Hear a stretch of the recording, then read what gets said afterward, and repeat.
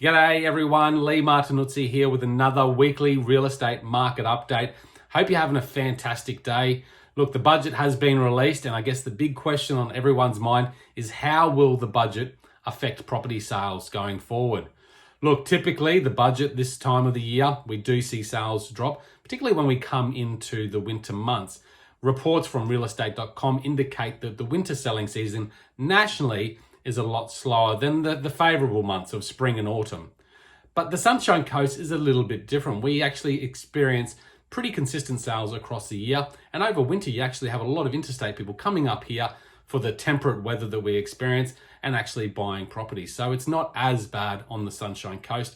And I don't think this year is going to be the normal. I actually think we're going to see an increase in sales over the next few months, over the next winter months. I think there's going to be a lot more sellers coming to the market. And we're already seeing this with the amount of migration coming up to choose Sunshine Coast is their new home destination is amazing. We had 30,000 people last year, and this year I think there's going to be just as much or perhaps even more. We're seeing, and this is a realestate.com figure, the number of views per listing at record highs. So there's about 106% increase of the property views per listing across the country at the moment.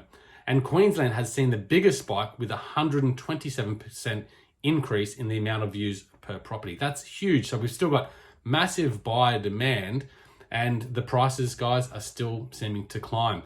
So will this steady down over the winter months? I don't think so. I think we're going to see a lot more people coming up here in Queensland over the winter months and buying properties. We've actually seen an increased amount of investor inquiries, and first home buyer inquiries actually have dropped.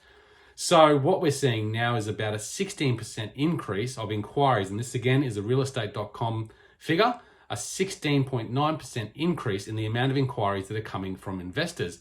Personally, we've experienced here locally investors coming up here, buying homes, and then they're renting them out until a future date when they plan to move this way. So they're securing a property now for a later time down the track. So that is definitely a common trend, and I think we're going to see that climb as well. First home buyer inquiries have dropped slightly, and it's dropped back to 22%, and that again is a realestate.com figure.